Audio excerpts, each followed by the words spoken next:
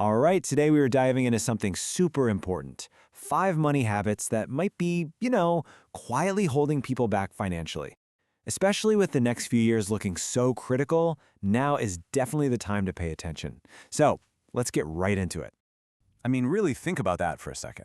We all have these little routines, these daily habits we don't even think about. But what if some of the most common ones are actually financial black holes? That's what we're going to uncover today. So why are we singling out 2026? What's the big deal with that year?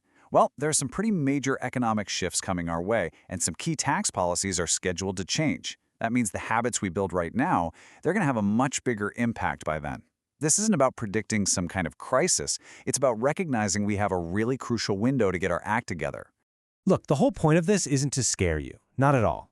It's actually to empower you. Because once we shine a light on these super common habits, we can start making deliberate choices instead of just letting our finances run on autopilot.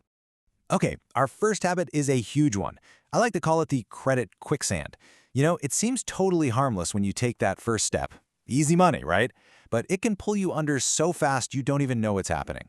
So what is high-interest debt really? Put simply, it's when you owe money, and the interest is so crazy high that it can actually grow faster than your payments. It's literally like trying to run up an escalator that's moving down. You're working hard, you're making payments, but you're just not making any real progress. And that's the real danger. It never sleeps. That small purchase you made on a high-interest credit card, it's not just sitting there. It's quietly racking up interest every single day, every single night, growing into a much, much bigger problem. It's the absolute opposite of making your money work for you. That first habit leads us right into the second one, having absolutely no cushion for when life does what it always does, throws you a curveball. We're talking about living on the edge with no financial safety net. This number right here, it tells a pretty shocking story. Roughly 40%.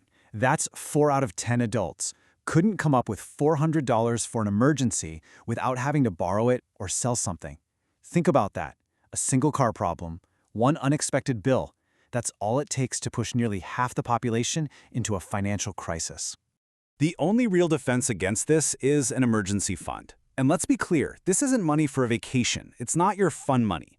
It is a totally separate pile of cash whose one and only job is to be there when things go wrong, to be your financial shock absorber.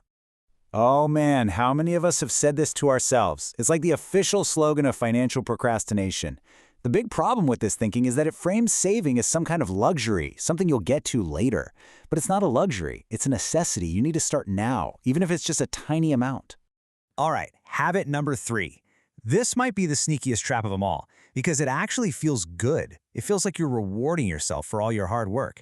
It's that thing where somehow your spending just keeps rising to meet your new, higher income. It goes something like this. You get a promotion, so you get a nicer apartment. You get a bonus, so you get a fancier car. You start eating out at more expensive places. And pretty soon, you're making way more money than you ever have before, but you still feel just as broke. It's like you're stuck on a financial treadmill, just running in place. And that's really the heart of it. Real financial progress isn't about how big your paycheck is. It's about how big the gap is between what you earn and what you spend. If that gap never gets any wider, you're not actually getting ahead at all. So our final 2 habits, they're really a package deal. And they can be the most destructive of all because they're all about ignoring your future self. We're talking about the twin problems of not investing and just having no plan whatsoever. This slide is so important because it flips the script on how we think about risk. A lot of people have this fear, right? The market's too risky, but they completely ignore the quiet, 100% guaranteed risk of inflation, which is eating away at the value of your cash every single day. The reality is, not investing isn't playing it safe, it's locking in a slow but certain loss. And that perfectly sums up the 5th habit, winging it. A financial plan is just a roadmap. Without it, you're just drifting along, pushed around by whatever the economy is doing. But with a plan, you're in the driver's seat. You're the one deciding where you're going. Okay, so we've talked about the 5 traps, but just knowing about them is only the first step. The most important part is figuring out how to actually break free. So let's shift from talking about problems to talking about actions. And the very first thing you need to do is just let go of any guilt or shame. Seriously, if you saw yourself in any of these habits, guess what? You're not alone. These are incredibly common traps, and the best news is they have very clear, well-traveled escape routes.